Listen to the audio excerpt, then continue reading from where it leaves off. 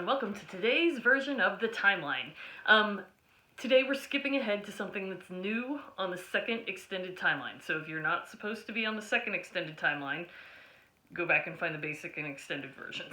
This is the second extended timeline. We're now putting something new on right between Pilgrims and Revolutionary War. Okay, so the new thing that's coming to your timeline today is John Locke, and we're putting him in 1670 as his highest period of influence, when he had the most impact on life, and not life in the United States, because at the top part of the timeline, these first several things are all things that happened before there was a United States, but they influence things in the United States, so they still make it to the timeline of U.S. history. Okay, so John Locke, I'm assuming you've never heard of before, unless you're in 8th grade, and we've already covered this with your Constitution materials. If you're in 8th grade and we covered this on the Constitution materials, then you better know who John Locke is. Okay, John Locke was a British philosopher who had nothing to do with the United States. He lived and died way before there was a United States. He lived in England. But he was a guy who sat around and thought a lot, mostly about the condition of being a human being and what role government should play in human lives. John Locke believed that revolution was not just a right, but an obligation of citizens. When the government was no longer serving the needs of its people, they had the responsibility to rise up and change that government.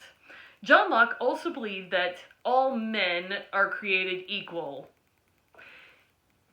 So the definition of what constituted all men has changed greatly over the years. At the time of John Locke, and then even at the time of Thomas Jefferson, a lot later when he's using John Locke's words, everybody knew that what they meant by all men was white men who owned land. That was pretty much it. No women, no people of color, and even no poor white men. Only the rich ones who owned land were considered in this equal bit. But everybody knew that, so you didn't have to clarify it then. In today's world, obviously, we've expanded that definition to include all kinds of other people, including women, and people with skin color, and people who don't necessarily own land. But we are constantly still expanding that definition. We haven't gotten it right yet in the year 2020. We're still working on who has the same rights as other people and what those rights are. Okay, going back to this then. John Locke also believed that all men were created equal. No one was inherently better than someone else just because he was born with a crown on his head. John Locke proposed that a king or other ruler shouldn't be allowed to just inherit power and be a legitimate ruler, meaning somebody who everybody had to listen to because they were who they were. John Locke didn't believe that you became legitimate just by being born into the position. People shouldn't have to listen to a ruler unless they had proven themselves to be worthy of the respect of the people.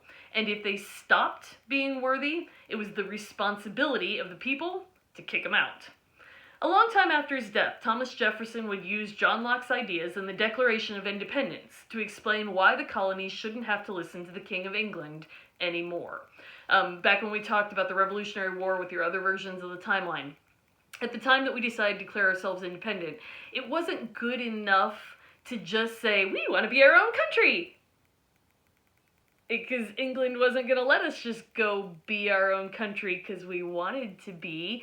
We were actually creating a lot of profit for them, and they weren't going to let us go that easily. They were using us as a colony. They were using us to get resources, and for a lot of things that they were trading. So we had to come up with a better excuse than just, we get to be a country because we want to be. And more importantly, what we really needed was the support of some other countries who would help us in that endeavor. We needed to get France on our side. We needed to get Spain on our side. We needed to get some of the other world powers at the time who would agree to recognize us as a country in order for us to become a country. You don't get to be a country just because you say that you are.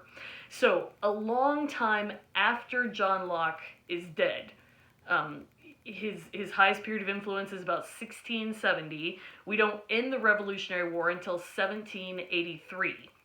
But when we write the Declaration of Independence in 1776, we're looking for a reason to declare why we should legitimately get to be our own country, and Thomas Jefferson, who writes the Declaration of Independence, goes way back in history to John Locke's ideas and says this guy a long time ago, 100 years ago, said that all men are created equal and that we shouldn't have to listen to you just because you're born with a crown on your head. Therefore, we do not recognize the legitimacy of King George III, and we should become our own country.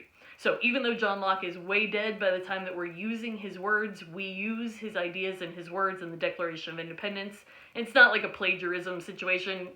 Everybody knew that those were John Locke's ideas. Thomas Jefferson just used them to legitimize our reasoning for being able to pull away from England.